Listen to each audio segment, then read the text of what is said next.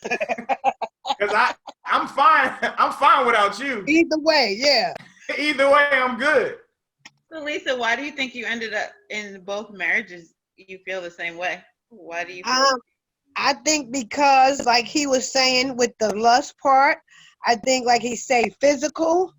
I was always thinking physical. If you can make me feel good, this got to be the one, you know? Wow. But it ain't always that way. You know, they can buy me this stuff. They can make me happy and all that. But like he said, generally, if you're not spiritually connected, we ain't going to be able to conversate. So we're going to need to do other things in the bed because we can't walk around with the bed and we got to do other things. You know what I mean? Now, you know, and what's funny that you said that too, and what's also an illusion is that someone else can make you happy. You're very easy though. Yeah. So that's another thing. Again, physicalities. You're thinking that, and that's why a relationship built off of physicalities will never work, because that your mind is only going to think that that's sexy for but so long. Yeah. So you have to. Sex is not even a physical transaction. It is a mental state. And if you're not into them mentally, the sex ain't nothing happening. No, sure wait. Nope. Yeah. One of my friends called me sapiosexual because I can literally, I think, get orgasmically happy over a true intellectual connection. Like I can get sheer joy. And that's good. That's really that's good. This is why my wife does not like when I go off on a tangent about Maya Angelou. She knows that woman to me is the most sexiest woman in the world, because her mind to me, that's it. Mind, like, it's connected. Yes. Oh my gosh. Yes. So that woman to me is that often. So sexy. Though when I was a child, she looked like Tales from the Crypt to me because I wasn't mentally in tune. Ready. But that woman, I was when I was a kid. I didn't look. I was like, ew. Yeah. Who is that? Get off my TV. But as I grew and I matured mentally and psychologically, and to listen to her speak and her mind and how she looked and her philosophies and her think, I'm like, this woman is sexy. She's on fire. Yeah. And everything, like, man. Somebody can get more attracted to you the more connected you become. Well, yes. I was telling somebody else this, like, I used to do this just as a indirect survey. I used to meet people who like, you ever saw that couple where you were like, how'd she end up with him? Or how he end up with her? and it never failed.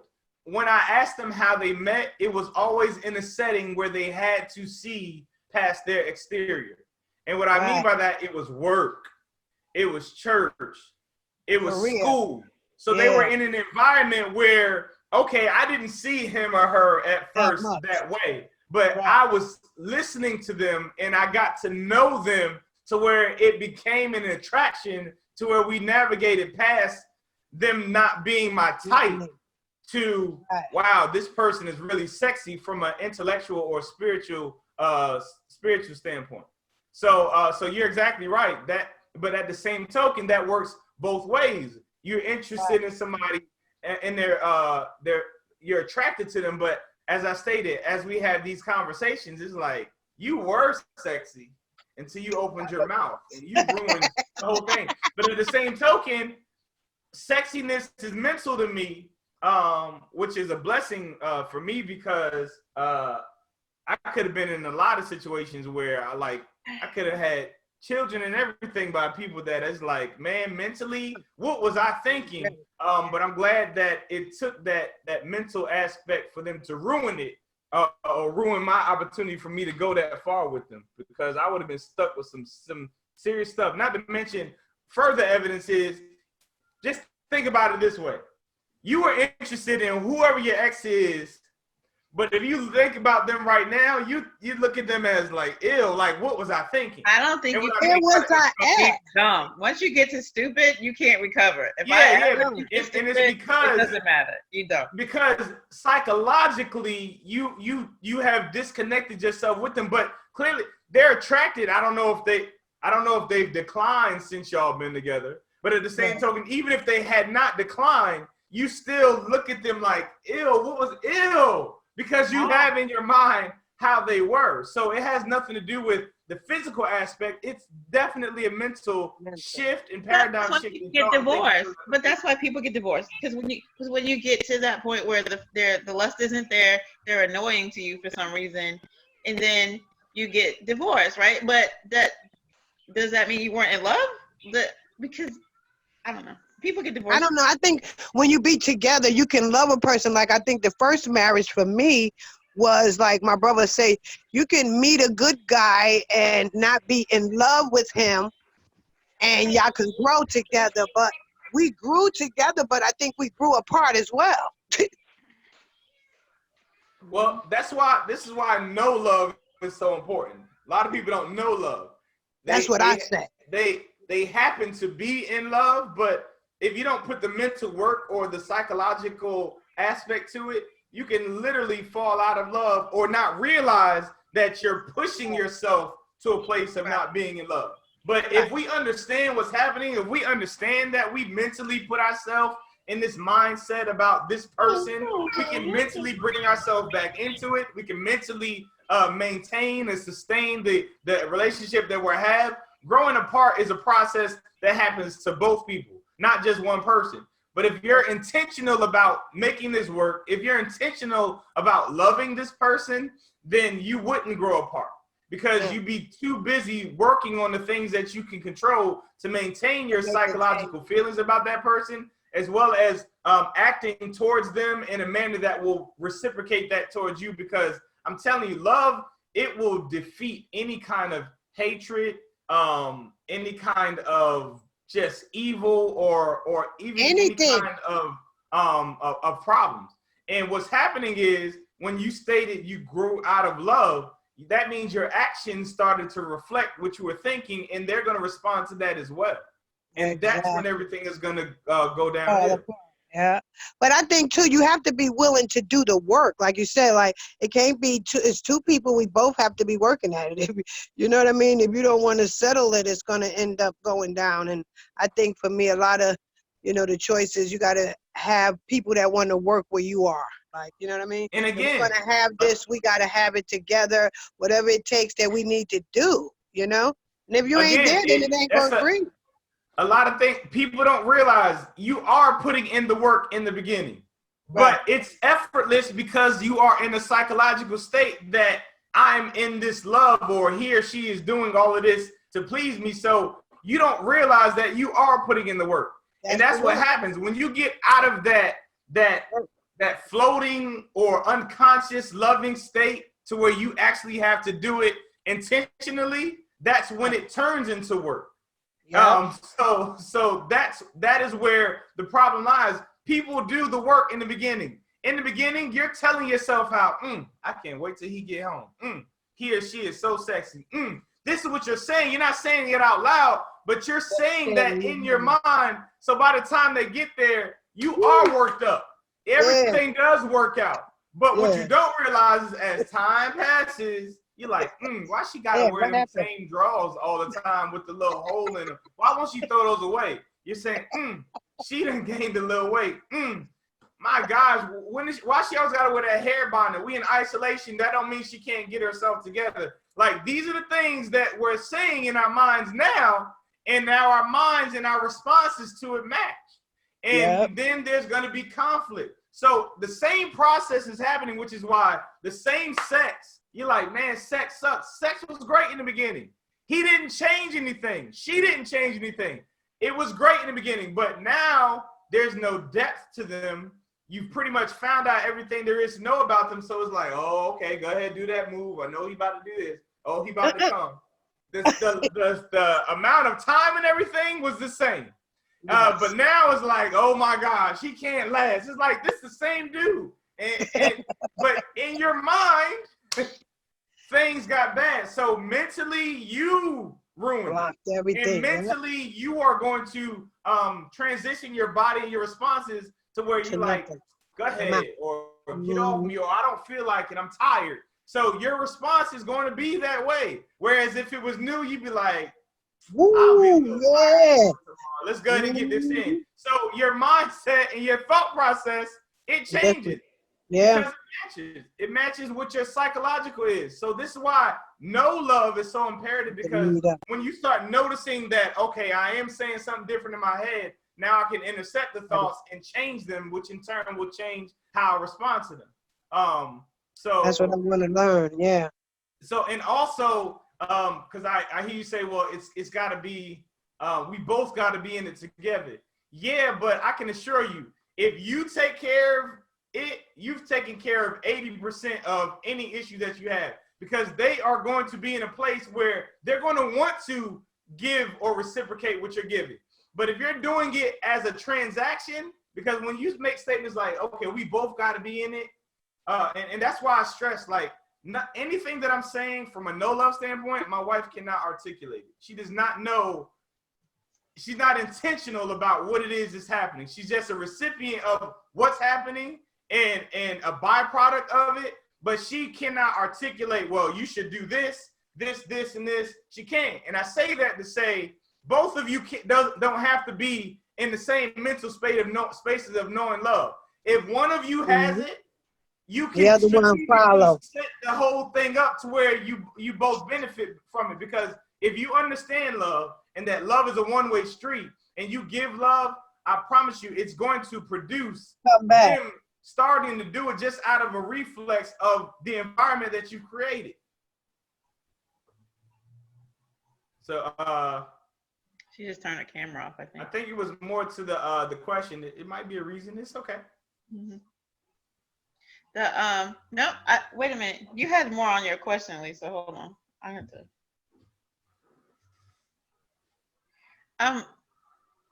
While you were talking though, I was really thinking about how easy it is for a relationship.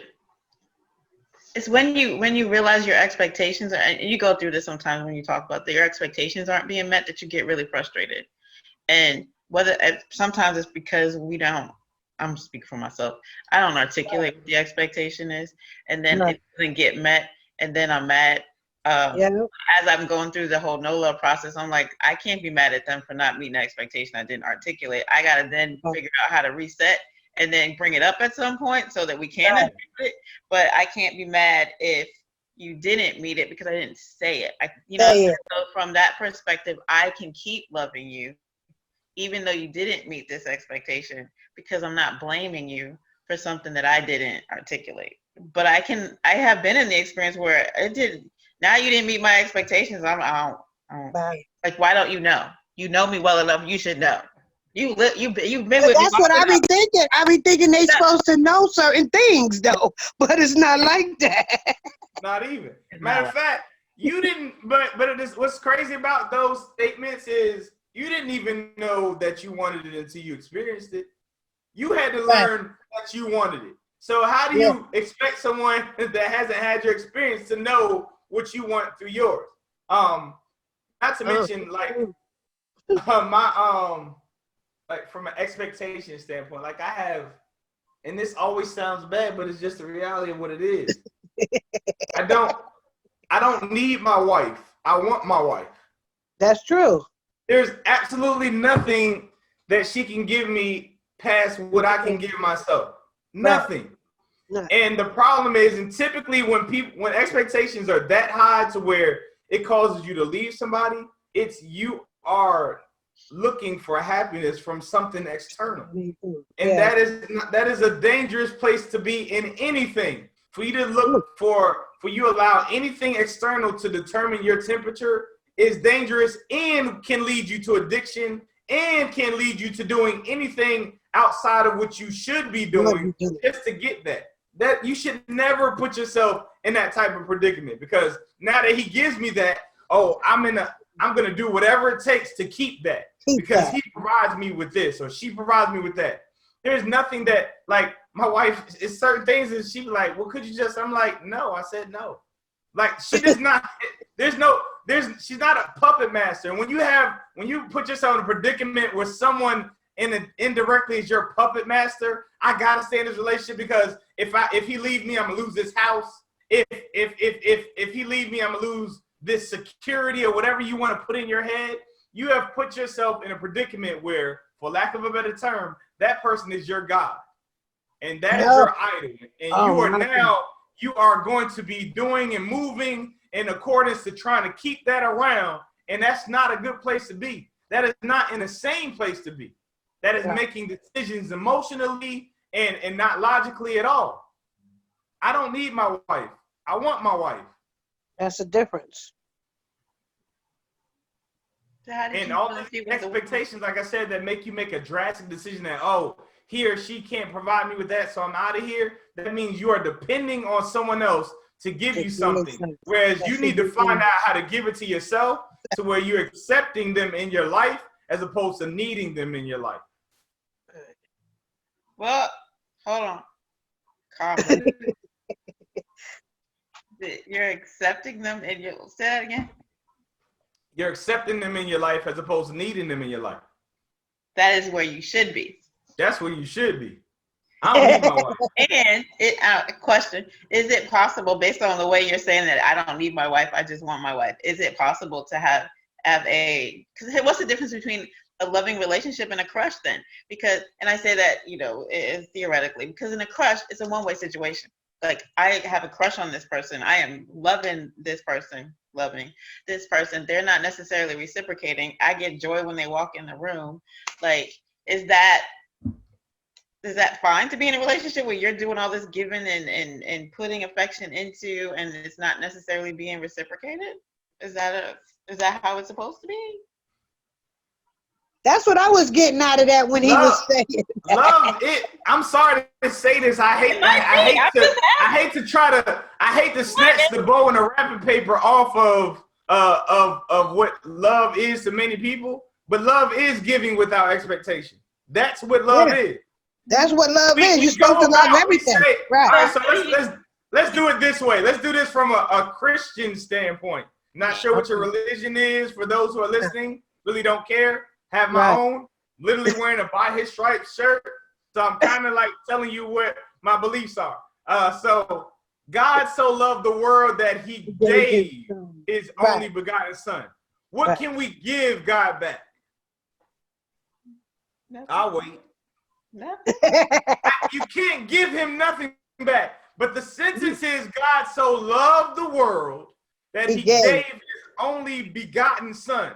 He gave. There's nothing you can give God back for that. And his example of what love is for him to give you something you can't give him back. Period.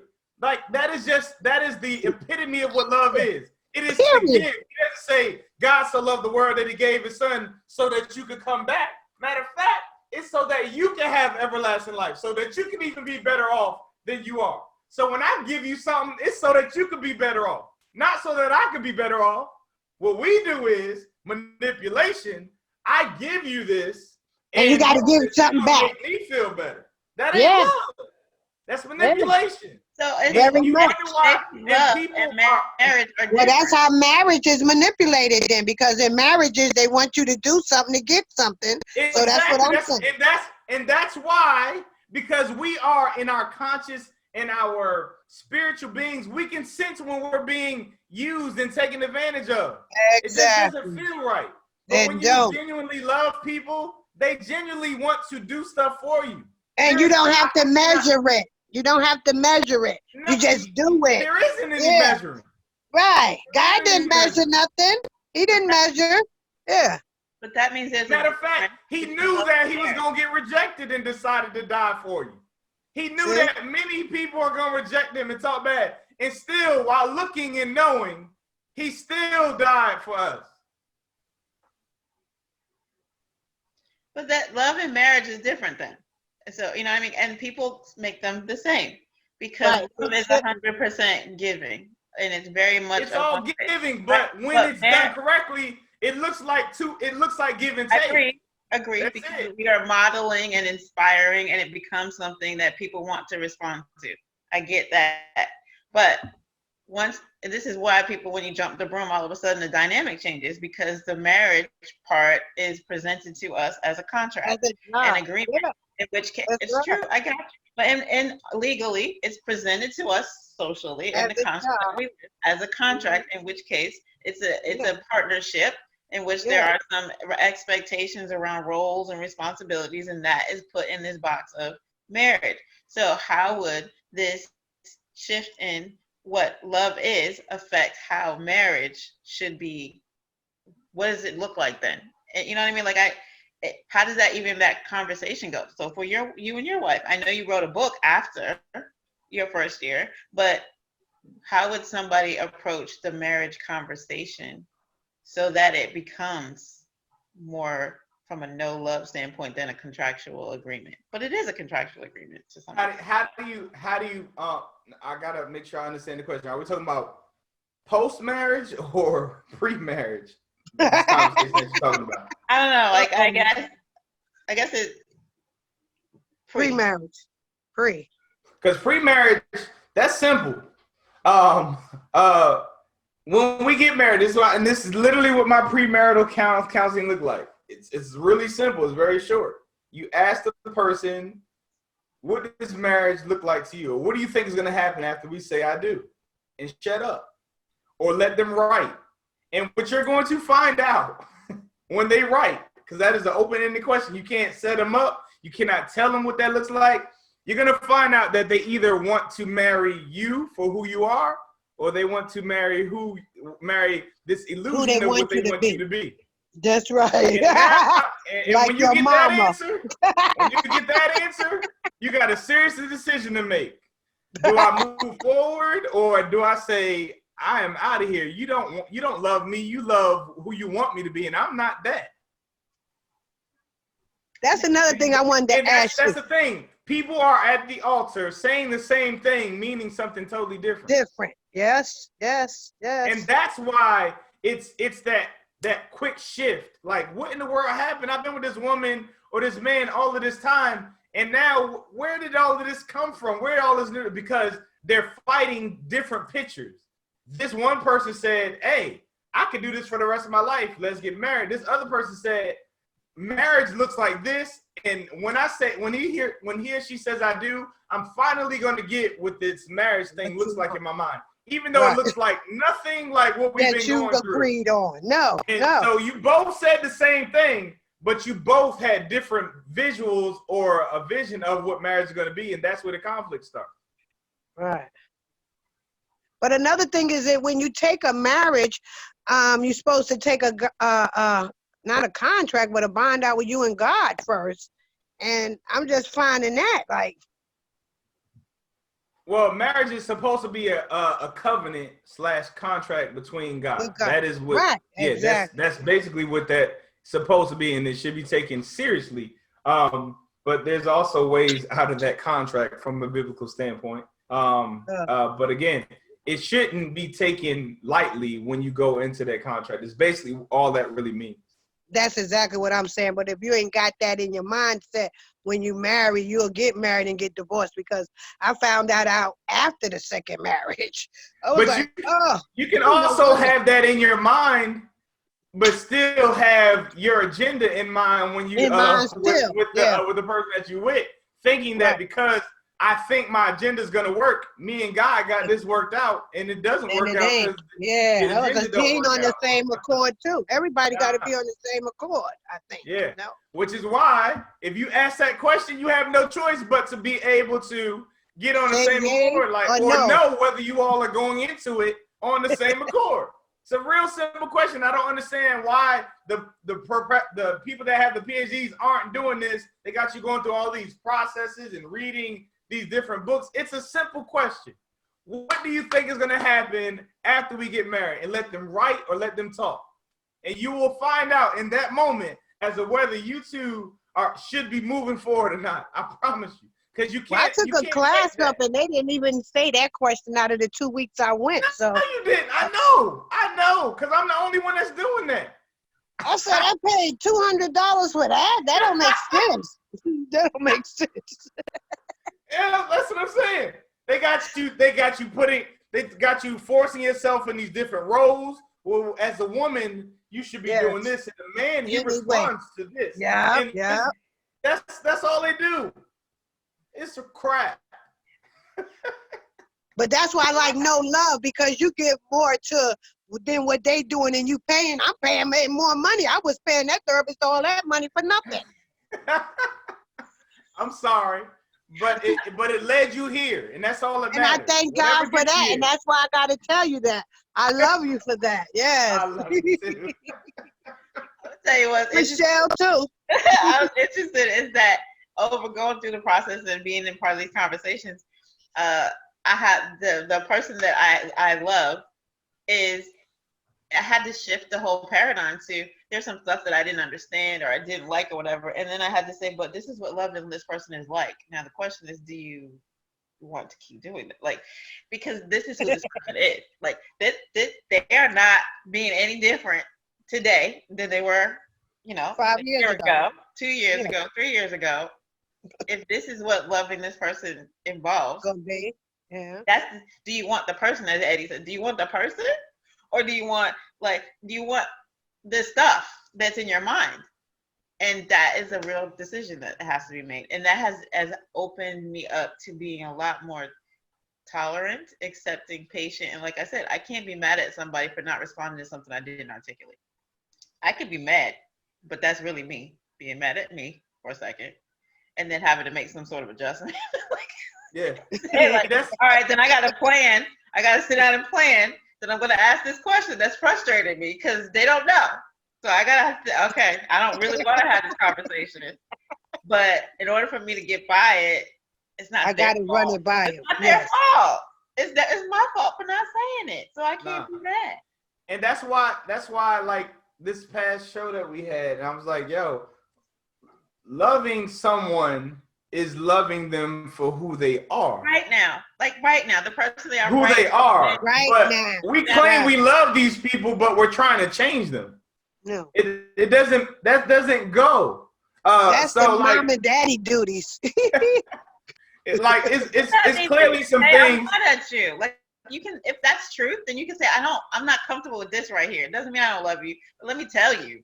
So I mean, and but yeah, that's like I might have to make there's clearly times where stuff goes on in the house, and I'm like, that's what you came up like. What is okay? I'm mentally diagnosing my wife and moving on. Like, man, okay, but that's just what she gonna do. That's what you gonna do. I might bring up something that might say it could be a little easier, or I'll make a statement that makes her think about what what she's doing, and then I'll move on about my business. Because it's like, well, why do they keep asking me instead of asking you? Because you keep getting up and doing it for them. It's really that simple. They ain't asking you. They'll walk right past you, and they'll come and ask me. Why is that? You're gonna do what they ask you. So your question really should be, what is it that you're doing that makes them walk past you? Well, when they ask me, I get up and I make sure that they learn how to do what they're asking me, so they don't have to ask me anymore. And they don't want to do it, so they know you are going to do it for them. So they're gonna ask. Walk past me and they give it to you. So you talk about how tired you are. You could free up some time if you stop trying to think that you should be needed. Oh. But you want to feel like I'm a mom, I'm great, and they love me, so you keep doing stuff, and that's why they keep coming to you. That's not my problem. That's yours, not mine. See, I think as mothers, we don't know what we created. So, we just want to do, and then we get burnt out. We be tired. Yeah. No, I'm starting to realize that. Token, with as teachers, like she was like, well, it's so frustrating trying to sit down with him and trying to get him to do all that stuff. Yeah, but if you think about the time you put in now versus the time you're gonna get for putting in the time right now, that's how my mind works. So I don't have time to get up in the morning to get him right or whatever. Well, make sure he learns it at night. You don't have to do it in the morning. So you don't have to get up in the morning. You're right. We're gonna practice this the night before. What you're doing is, to me, you're making excuses. But again, this is your problem that we're talking about, not my problem. They're walking past me, remember? So what are you doing your job? So I'm fine. I guess we always talk about the pragmatic approach to knowing love, and I don't know how that translates into the romance part. Yes. Right? Because This is very pragmatic. This is very much a very factual. Like, if you love somebody, of course they're going to be inspired. They're going to treat you well. They're going to do for you. They're going to, care for you. But that doesn't necessarily address the transition. Because I have friends I love. I'm not romantic with them. I'm not trying to be romantic with them. That doesn't mean I don't love them any less. But there's a romantic love that comes with some other expectations and perks and benefits. Like, how do you connect those two? I need you to understand. Better question. I love this person. Like you said, a crush is very similar, meaning it doesn't have any expectations of return. But a romantic relationship does have some expectations, because if I touch you, I want you to touch me back. Hello. Yeah. Or if I express to you that I'm interested in having some physical kind of, I want to take this relationship into a physical space, or that does have some sort of exchange. I'm not going to say transaction, because I'm not saying that it's purely transactional, but it's a little different. But your choice words, I need to understand, because you just spoke about two different dynamics. Like you said, I want to have this type of exchange. So are you in that type of relationship, or you want to be? Because that's two different things. So I need to know what I'm speaking to. Because you just said, I would want you to touch me back or whatever. So are y'all in that place, or you want to get there? What are we talking about? I'm saying want to get there. So say there's a mutual love from a respect standpoint, and there's the expectations are I accept you as you are, right? I completely what do you call that? Judgment to everything. Yeah. Judgmental and unconditionally. Right. Unconditionally. Yes. And God loves us intentionally. Yes. Yeah, like you just do. And there's chemistry, and there's all this romantic stuff. So, or even in a marriage, right? For whatever reason, the other person may not be wanting to be physical right now, but as the person who's just being loving, you're like, I can handle that because I love you. And you don't want to be physical right now, that's fine. So how do you deal with wanting to go there and the other person not want to go there? Or how does knowing love look in the romantic space? I think you say it all the time. Is this in a marriage? I just want to be on the same page. That's what I'm saying. This is where I'm thrown off at. Like, these are general questions, because what you just said. Can you give a scenario? I just feel like it's not really clear what you're asking. Yeah, because on one end, based off of how you're presenting it, you're just gonna have to accept that he don't want you and move on. Because based on everything you're saying, that's an assumption. We have a mutual love. We've accepted each other. How do you know that? You don't know that. And you're like, I want to move past that, and I want to move to the physical, but he's not moving. Maybe he's not moving because he's not interested in you like that. You've created this relationship in your mind that's where we are, and we're both mutually, and he's not moving, then more than likely he's just not interested. You need to accept that and transition.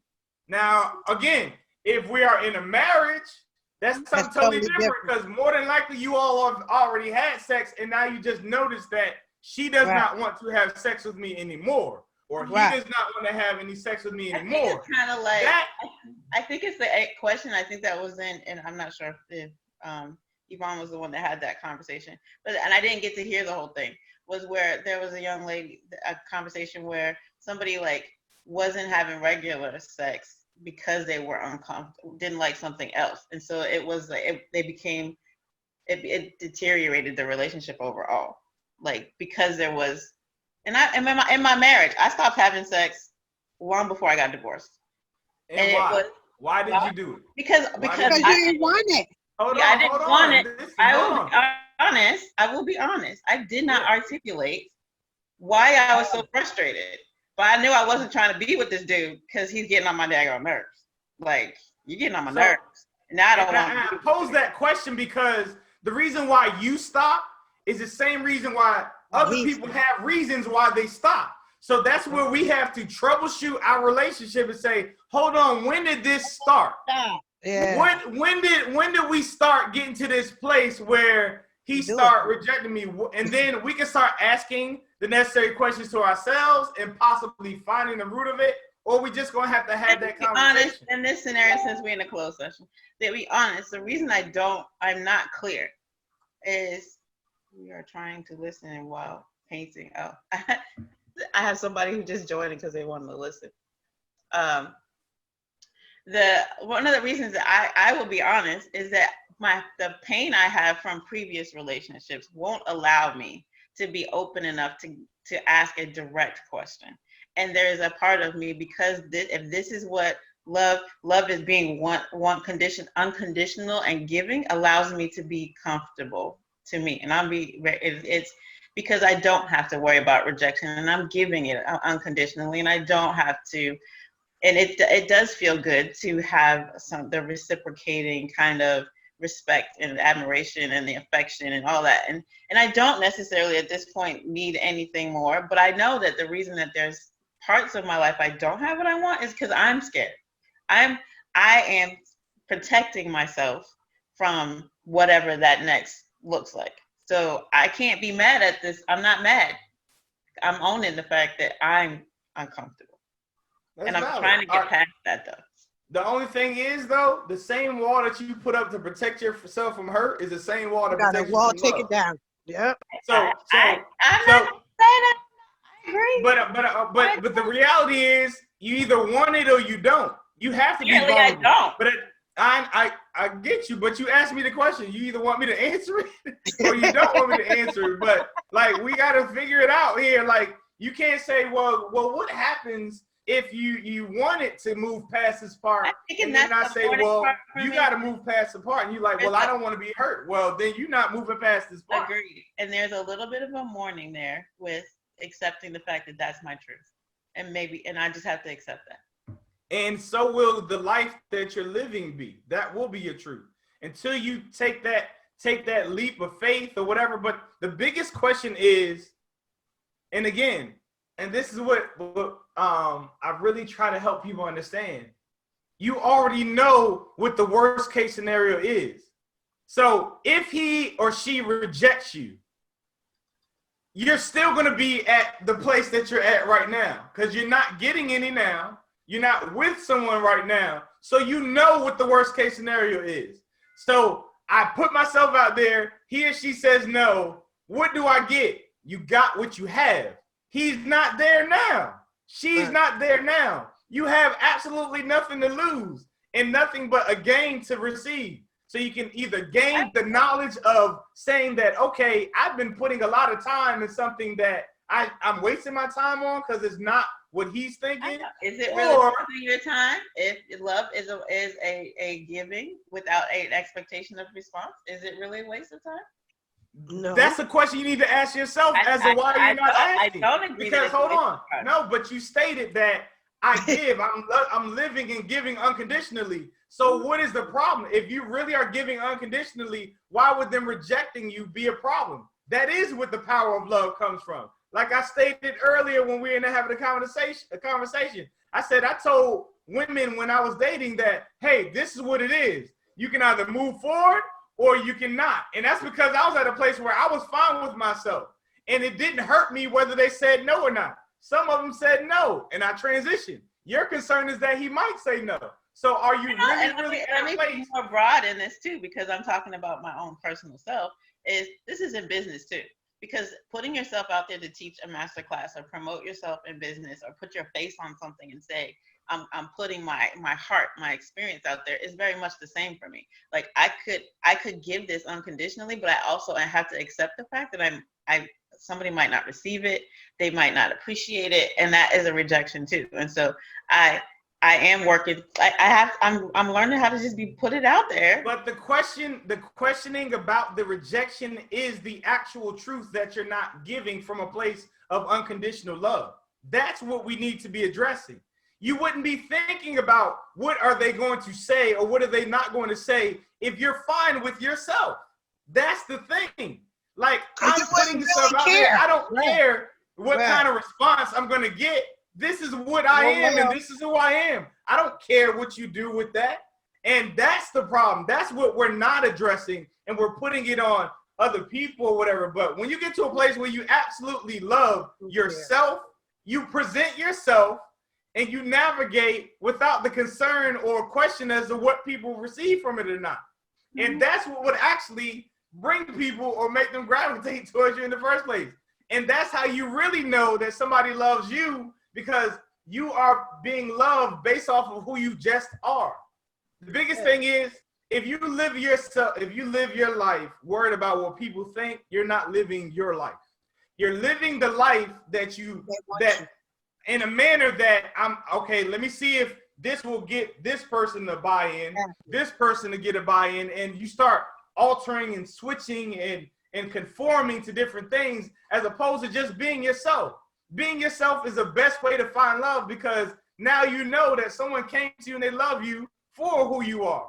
But when you get to a place where you start wondering, well, I don't know what she said, what she felt about this, or what he's going to think about this, then you start changing who you are, and then you find love, get into this relationship as a fictitious person. And then when you start to change to your regular self, and they start rejecting you, or y'all have a conflict, and you say stuff like, well, stop trying to change me. He's like, no, I'm trying to change you back to the person you was acting like that made me like you in the first place. So like, I 1,000% agree. And why I'm always very transparent. I am on a journey, and I have come an incredibly long way from where I was. Of course. But there are pieces, like if you're scrubbing a glass or something, you might that little corner in there that's still got you missed it. Yeah, like, it's gonna have a couple of those. Oh, look at me! I'm coming. I got this. Is great. And then every now and then I'm like, dang, there's that little piece right there. Yeah. Like, you know, somebody. What the heck? No one's questioning or challenging your growth. That is a point. No. I'm just saying that I accept it. I accept it as part of the process, is what I'm saying. Like, transparency for me is part of learning how to, because you, like you said, like it's okay to understand and not necessarily execute yet. Like, because that's part of, like, you got to go through it. You got to try it. It's funny because, like, anybody who's here, if you watch the No Love podcast, certain things that I say, you could tell Michelle is like, no, that could have hurt their feelings. So she'll double back and say something to try to soften what I said. And I'm like, I don't care. That's what it is. like, but it's because women look at things different than men. No. Not true. I promise you, I could switch seats with my older sister, and y'all have the same conversation. It has nothing to do with gender. I can switch the seat with my mom. My mom just lost her father. Let me give you a good example of what I come from. My mother just lost her father last Thursday. So I called my mom, and I'm like, hey, Ma, I took off work. I'm going to come by because I know you said you good, but I just want to see that you good. Like, you really good. I want to check your countenance or whatever. And my mom said, I'm fine. This COVID-19, you're not coming in my house. I can see you very fine on this Marco Polo. We can talk like this. I don't see. Can you? That's where you get that from. Do you feel like I'm fine? Like, do you see my face? Like, that has nothing to do with gender. That is people as well as their wisdom. She's like, hold on, I just lost my father to COVID-19. I'm not exposing myself to you. Yeah, I love you, but what you gonna do? Come over here and give me a virtual hug because you're not touching me? My mother's in the other room. She's going on 85. Like, this is how my mom's mind works. And like my sister, same thing. It has absolutely nothing to do with gender, but it has a lot to do with your psychological mindset and your view of certain situations. Yeah. I know, but is something wrong with if I wanted to go hug my grandmama or my mom, like, do this right here? Because I'm that type of person. I don't care what's going on. I still want to hug somebody. Like, I agree. You my brother. Fuck that. I'm going to have corona. That's all. You're going to hug me. But see, and look, that is a place of wisdom too, because my mom knows that that's how I am. So she's like, no, don't come bringing your hugging behind. You're hugging and kissing behind over here, trying to touch me or my mama with your possible terms. Nah, wait till all this die down. And I literally said to my mom, I said, but if I had some food, I bet you let me come over there. She said you would drop it off at the door, walk away, I spray it down, and then I come and get the daggone food. And I'm like, I just laughed, and I'm That's like, where man, you get no that wonder at. I am Yeah. the way that I am. That has nothing to do with it That's a good at thing. all.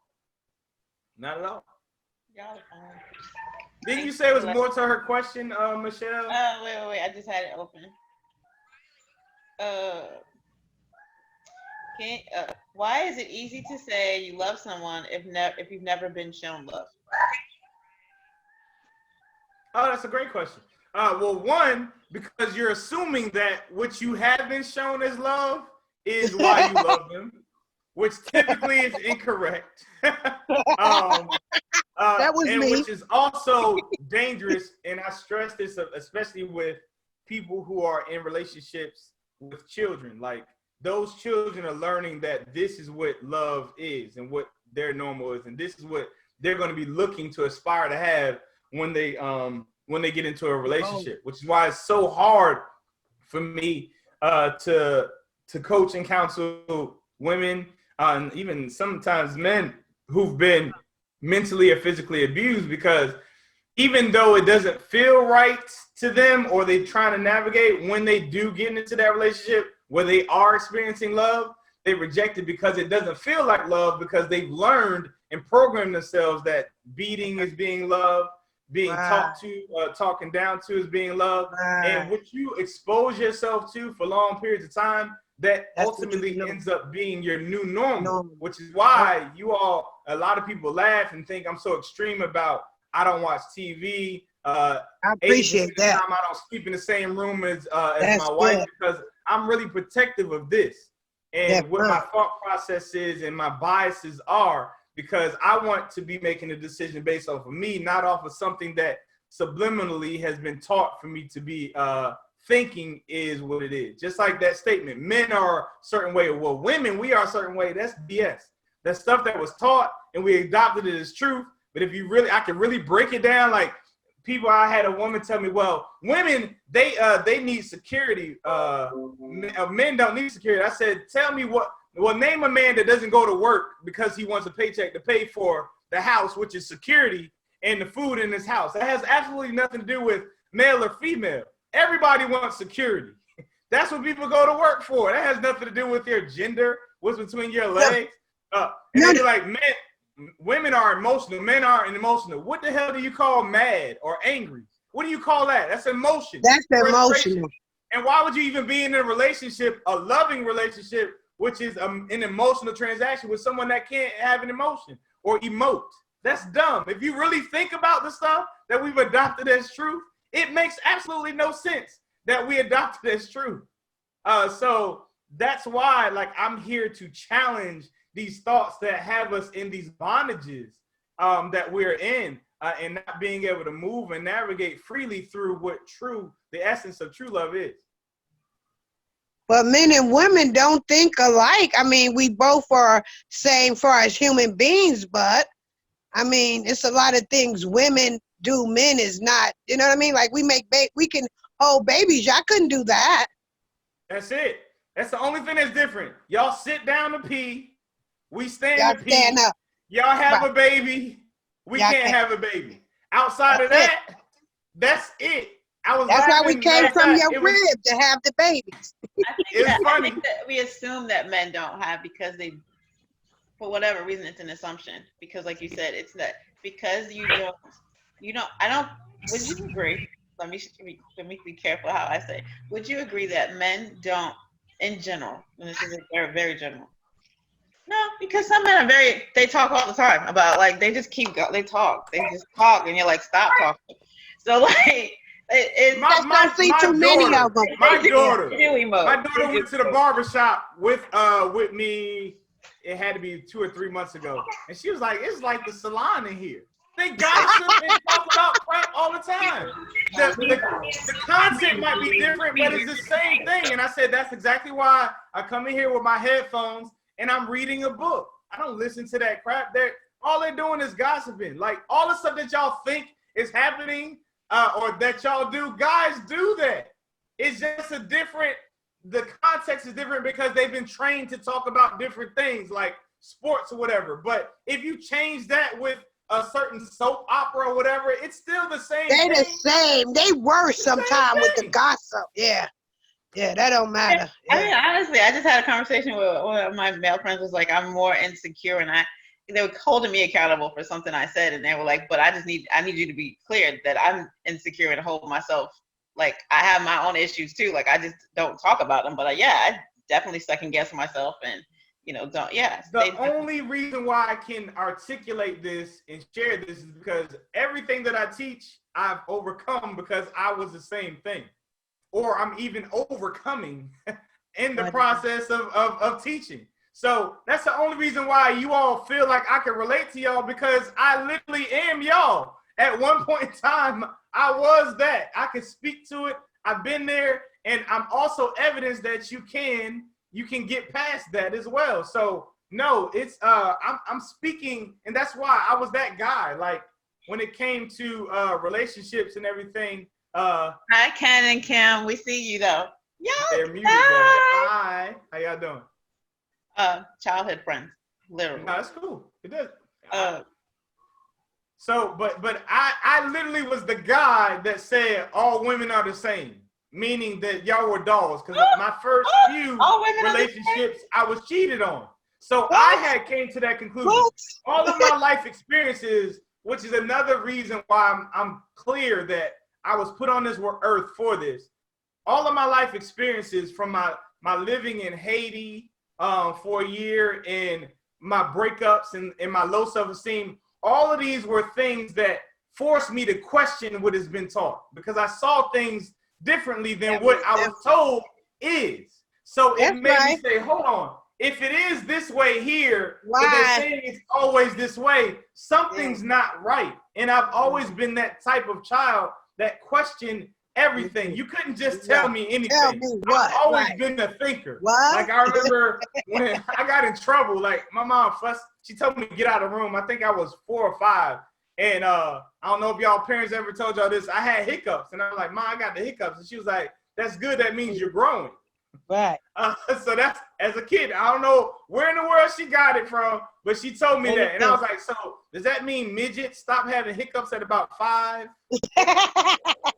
And she was like, boy, get out of here. Ain't nobody like, so she told me to get out of the room. But I say all that to say, you couldn't just tell me stuff.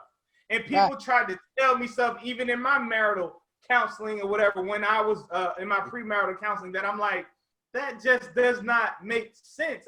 I can't, like, and unless you can break it down to me where it is truth, as what it is that I teach, truth, meaning it doesn't matter the situation, which is why you cannot argue individuality. You can't argue that. That is truth.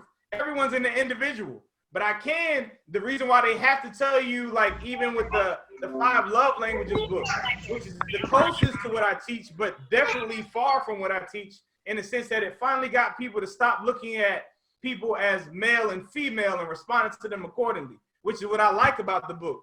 But all it did was it added five categories. Instead of us generalizing people from 2, it makes people generalize people based off of 5 different. So now we're like, well, she's a gift giver, so let me try to just keep giving her gifts so that I can accommodate her love language. And it's like, no, that has nothing to do with anything. So that they tell you is they'll read and they'll say, well, majority of you, just to combat the people that are the exception to the rule, they'll say, well, the majority of your love language is this.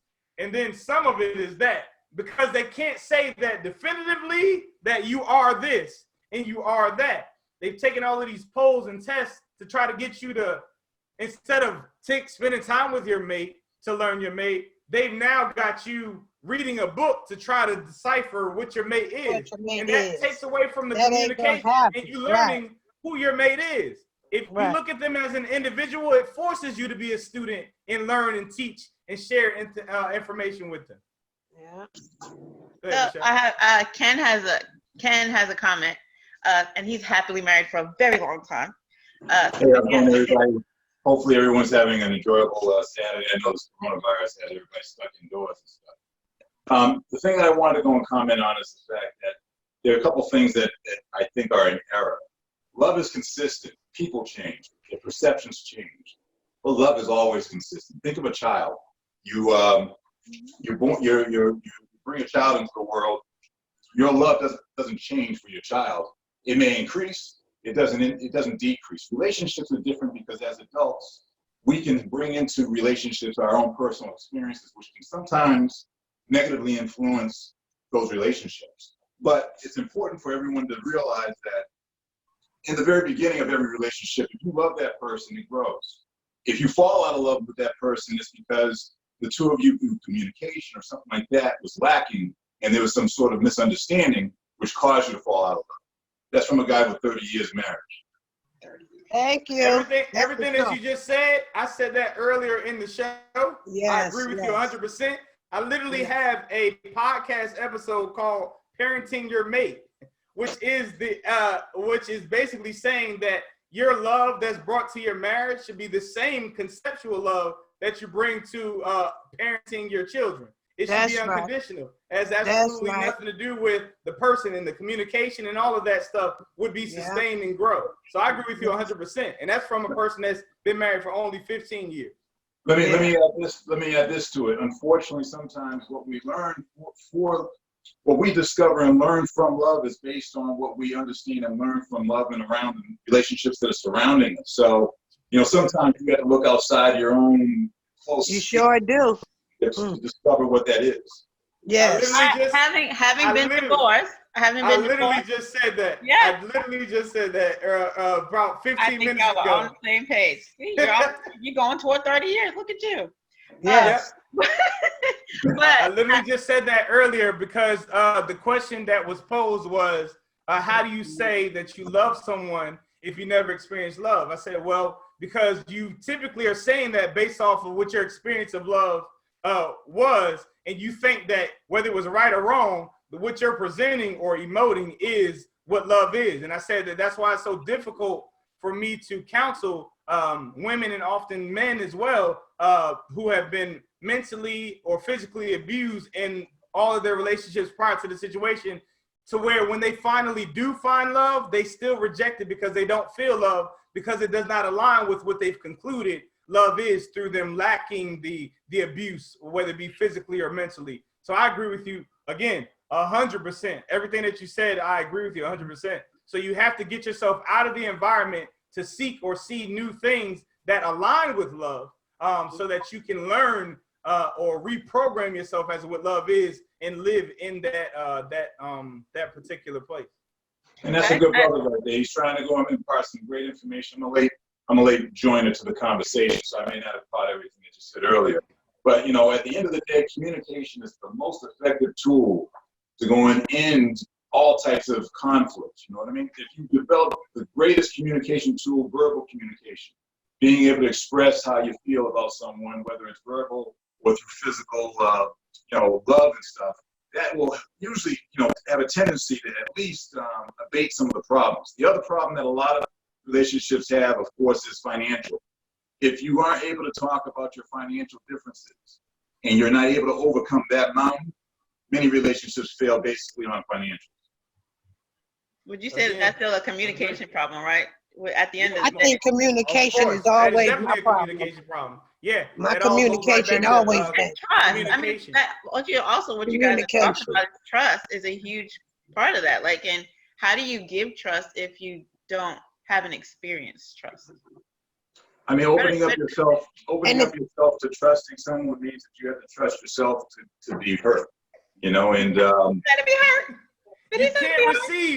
You cannot receive what you don't first give. And I stress that to you all the time. If you're not loving unconditionally, you can't even receive unconditional love, even if it's given to you, because you don't believe that it can happen. You must first be the person to give that in order for you to be able to receive it.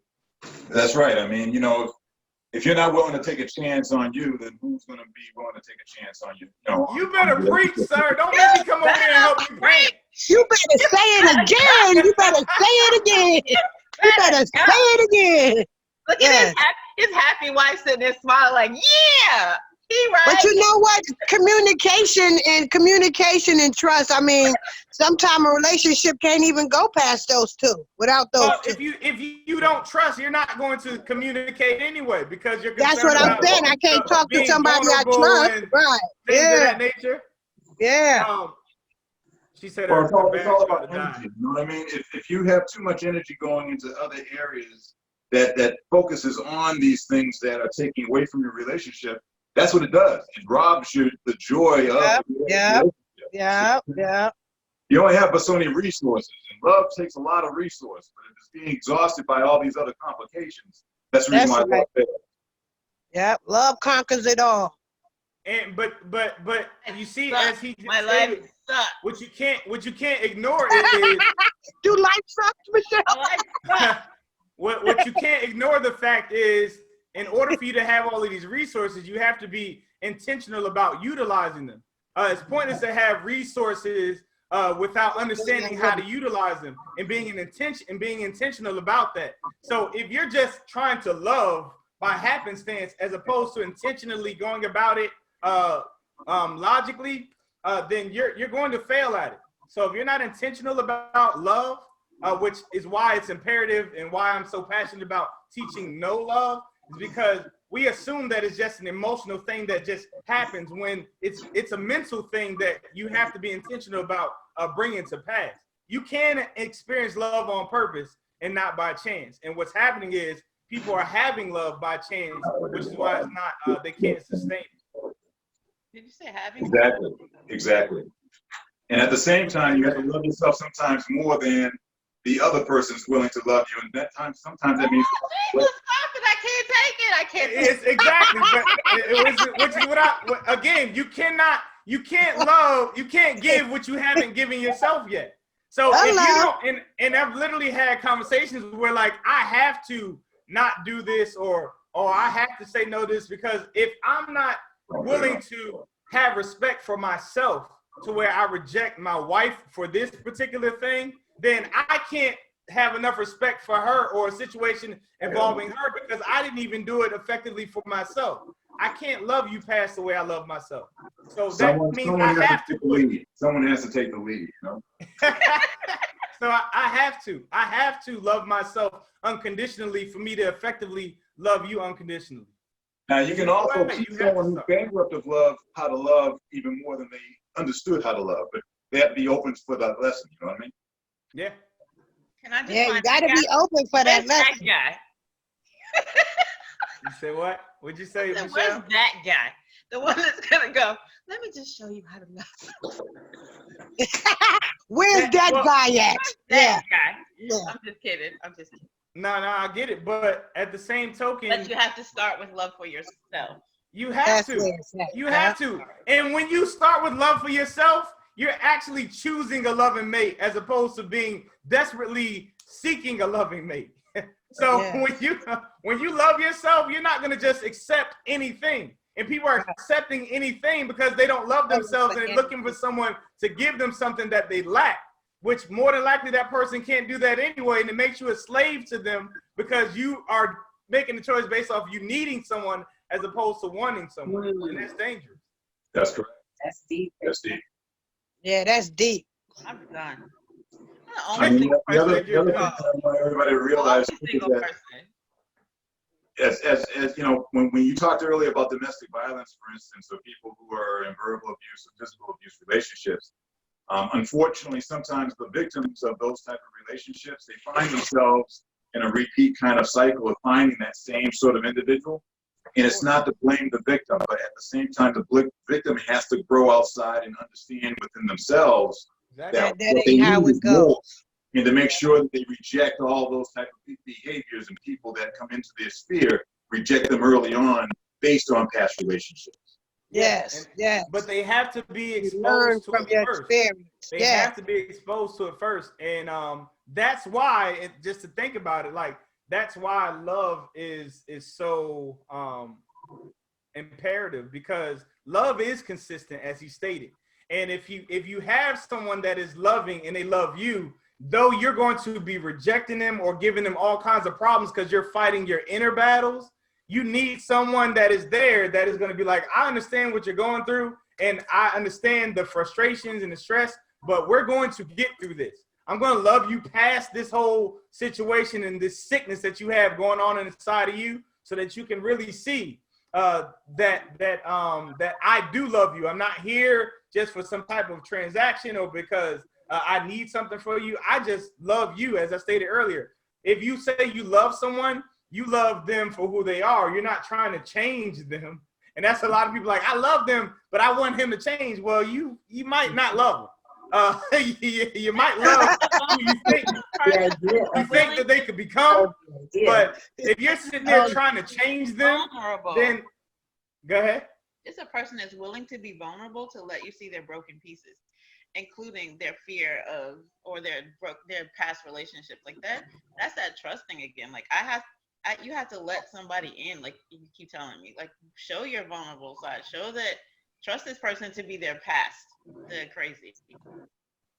Yeah, and see the thing is, we try to hide that and miss an opportunity to be loved because we keep stuff from them. Whereas if you share that and someone still loves you, you really know that you're loved. But if you're hiding it and you try to move forward, you're still questioning as to whether you love because you have yet to show who you truly are. So even if you won the person, you still didn't win love because you don't know that you're loved because you still are fake. You're bringing this representative to a relationship and they fell in love with the representative and you still didn't experience love. So even in your game to try to get the person, you still didn't experience your ultimate goal because they don't love you. They love the actor. I think it's important to also realize that unfortunately, and it's a reality that we have to deal with. The number of men out here who are harmed, Black men specifically, who are harmed from societal, systemic racism, discrimination, things like that, create an issue, I think, in many relationships for women because the availability of men who aren't bruised by that is greatly reduced. So that makes it. That gives a lot of good men who have these, these things that are not weighing them down, a lot of possibilities compared to women, and that sometimes is what causes a lot of rift between men and women on these areas. Yeah, and at the same token, that's also allowing those environmental circumstances to shift your thought process of yourself, which is really important for you to spend a lot of time with yourself, dating yourself, falling in love with yourself so that you can present a loving self to another being, which in turn will allow for you to receive love from that other person. Yeah, my wife said a full self. A full self, exactly. The most offensive, what's the most offensive thing or the thing that bothers me the most, Michelle, that people say or ask me when my wife is not around? It's your other half. Where's my other half? I'm like, I have no other halves. I am whole, all by myself. My other whole is at home. To say that my wife is my other half implies that ain't no half. If she dies, I'm half, or if she leaves me, I'm half. And I can assure you, I'm all whole by myself. Right. Yeah. I'm nobody's half of anything. Other half. Really? Where's my other half? But at the same token, if you think about it, all of these things, these exchanges are because people are coming as halves trying to be whole. I need to find me a wife so I can get me a good meal. Oh, no, you need to learn how to cook. That's all. I need to find me a husband so I can have some financial stability. No, you need to get a job. It's like you got a whole bunch of whole people half people trying to hold it up with other half people and wondering why they don't feel fulfilled. Because a person cannot make you feel anything. You are responsible for how you feel. Your husband or wife is not responsible for making you happy. You are. Yeah. And we put too much pressure on people to make us happy when that's not even possible. Because even when they do the thing that you said made you happy, you decided that made you happy. It's always a decision. No one can make you feel happy, be happy, or even love. It's a decision that you make. Always. Hello. Always. Look, Gary Smalley wrote the book Love is a Decision. That's a good question. I'm gonna read that. Love is a decision, and it's like as Ken was saying, like you were saying, it's consistent because it is a decision, and I made a commitment to love, and therefore, the storm is a storm, but my love is a decision. It's still there. That's right. Yes. Remember I told you that, remember when you came to my house, Michelle, and the balloon and flowers and cards? I had already made the decision I was going to buy that for my wife. Accepting, you were like, that's A few nice. days prior to it, she was upset with me. She wasn't even talking to me. But I wasn't going to not buy the balloons and flowers and stuff because she had her issue with me on that particular day. I still went and did it. That's because you got to do what's right by you. That's right. That's right. See that I am a thermostat. I am not a thermometer. External things don't determine my temperature. That's for sure. Everybody must understand their worth. And if you don't find that you have the value that you think that you have, then that means that everyone else is going to perceive it to be the same. And you're shortchanging yourself by having the ability outside. That's exactly right. I'm so done. Exactly right. I have no idea. So People treat you the way you let them treat you. That's for sure. And the way you let them treat you is how you feel about you. Yeah. Period. No. Period. Period. So you can go ahead and blame these people for treating you wrong all you want. In the end, you let them.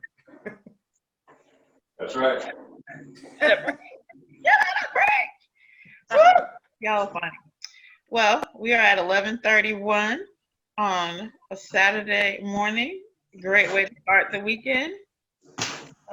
We got people. I didn't get to eat breakfast yet. I feel like, my stomach is all upset now, but it's gonna be all right. I go in the corner and lick my wounds and get my life back together. Sounds good. I need to. You need to text me your address because I got to send you some coffee. Thank y'all. Thank y'all for. I appreciate y'all's minds and time. Thank you so much for your input, sir.